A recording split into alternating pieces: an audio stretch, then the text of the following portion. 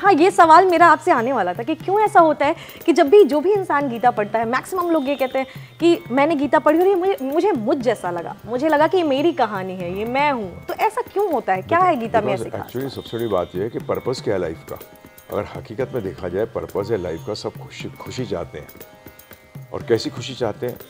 जो आए, मतलब टिके, और टिकने के बाद बढ़े।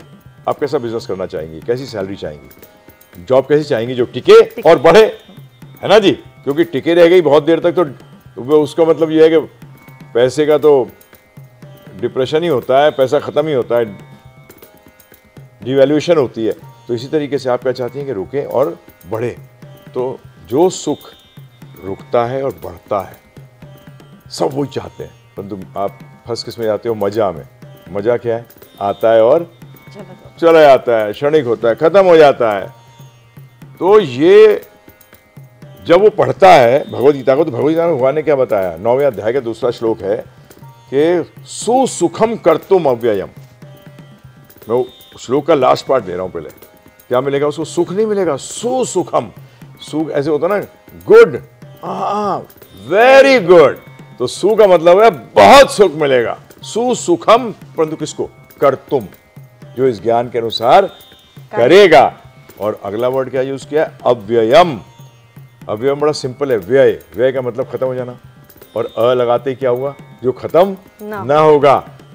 तो राज विद्या, राज गुह्यम, ये सारे विद्याओं का राजा है। राज गुह्यम का गुह्य का मतलब होता है रहस्य, सारे रहस्यों का राजा है। पवित्रम इदम उत्तमम, तम का मतलब होता है अंधकार, और अंधकार का मतलब होता है अज्ञानता, यह अज्ञानता से परे है।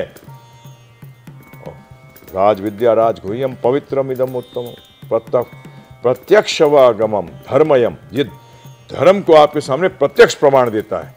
जो बोल रहा है वो आप करोगे। जैसे मैं आपको गुलाब जामुन दूं अभी, क्या लगेगा? मीठा है फीका?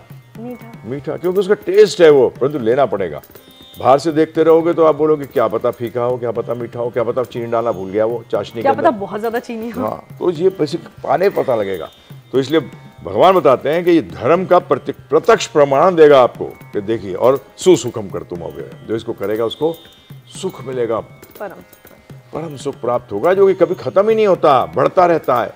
ये आपने टेस्ट ही नहीं किया, आप लोग चाहते यही है सब।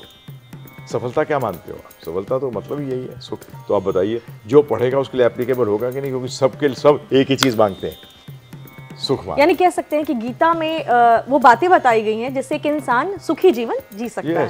बिल्कुल। क्योंकि आपको ये थोड़ी है कि आप अगर CEO नहीं बनते हैं कंपनी के तो आप सुखी नहीं हो सकते। किसने कहा ये?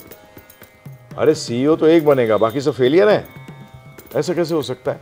भगवान ने ये तरीका बताया है कि आप किसी स्थिति में भी हो, आप सुखी कैसे हो सकते हैं।